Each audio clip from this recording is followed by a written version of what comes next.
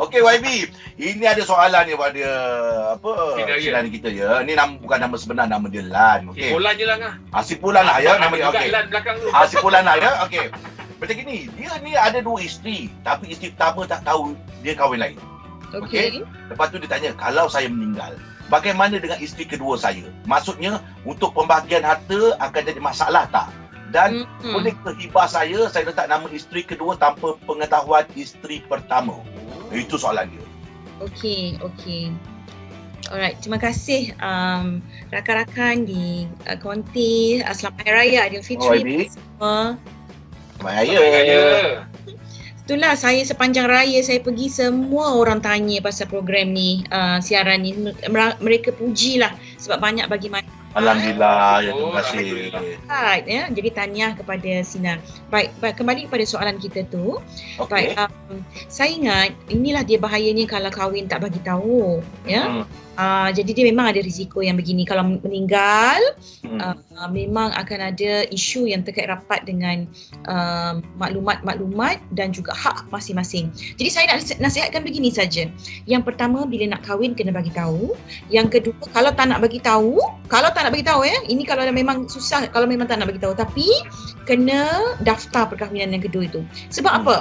Sebab kalau abang mati, kita terus je cakap kalau abang mati, isteri yang pertama selesai, maksudnya dari segi pembahagian hartanya sebab dia ada surat nikah Malaysia misalnya, selesai, anak-anak dapat waris. Tapi kalau isteri kedua ni, ya, abang kahwin dekat Siam, lepas tu abang tak register, akan melambatkan proses untuk faraid untuk semua orang. Sebab bila tak ada bukti dia ni adalah isteri yang sah, jadi kena buat dulu pengesahan pernikahan.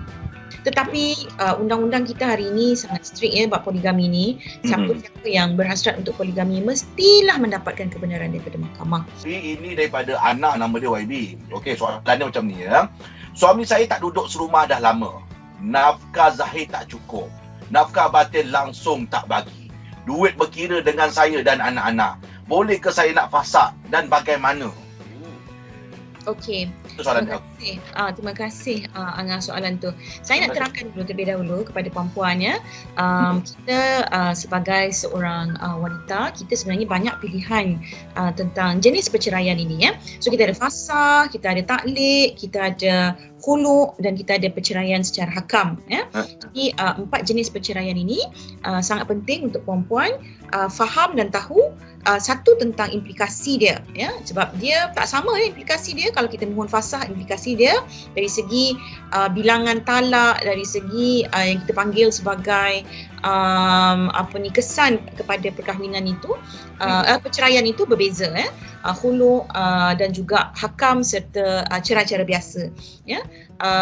Jadi perempuan kena betul-betul pastikan pilihan proses perceraian perempuan itu, puan-puan faham implikasi dia. Itu yang pertama. Yang kedua adalah soal kos ekonomi, dari segi kos proceeding dan kos masa. Ini juga penting. Ya, ini perempuan kena ambil perhatian sebab ada proceeding ni, kos proceedingnya dan kos dari segi masanya mengambil masa yang sangat lama. Ya, ia terkait rapat sebab ia melibatkan proceeding yang berbeza. Jadi bila proceeding tu berbeza dia akan ada kita panggil peruntukan-peruntukan undang yang berbeza-beza untuk kita gunakan. So macam contoh fasakh. Fasakh ni memerlukan saksi. Ya. Jadi tak semua orang hal rumah tangga dia beritahu ke orang ataupun orang apa yang berlaku ya. Jadi susah nak cari saksi.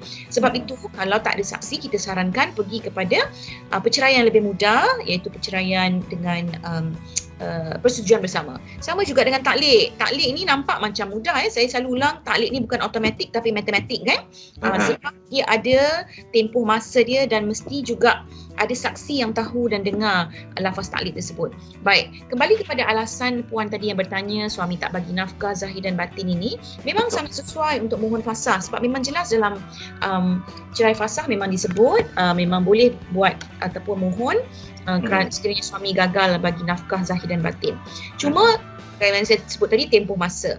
Ya, tapi kalau dia nak jimat sedikit masa dan dari segi prosiding lebih ekonomik, maknanya dia boleh mohon perceraian cara baik, yang mana suami akan datang ke mahkamah dan lafaz sahaja. Ya, jadi fasal ni agak lama, tapi dia memang satu prosiding yang sangat baik sekiranya ada alasan-alasan yang kita nak sebut secara spesifik. Pukul, suami hilang, tak tahu kat mana, suami tak bagi nafkah batin setahun, memang dalam fasa tu spesifik. Tapi bagi alasan-alasan yang lain yang lebih mudah, maka perceraian cara baik itu lebih mudah, ekonomik dan tidak mengambil masa yang sangat panjang lah. So itu sahaja saya. Terima kasih. Okay. Dia soalan dia macam gini, suami dah lafaz talak dekat saya dah 2 bulan.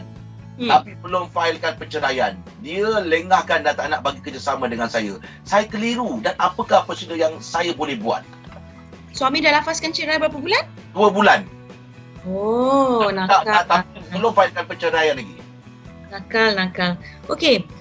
Saya ingat perempuan, soal suami yang lafazkan cerai ini bukan tanggungjawab suami saja untuk report ataupun daftarkan di mahkamah. Puan-puan juga punya kewajipan yang sama. Sebab apa? Sebenarnya perempuan lebih kritikal, keadaan perempuan lebih kritikal untuk failkan segera pengesahan lafaz cerai itu sebab kita nak kira tempoh iddah perempuan. Ya.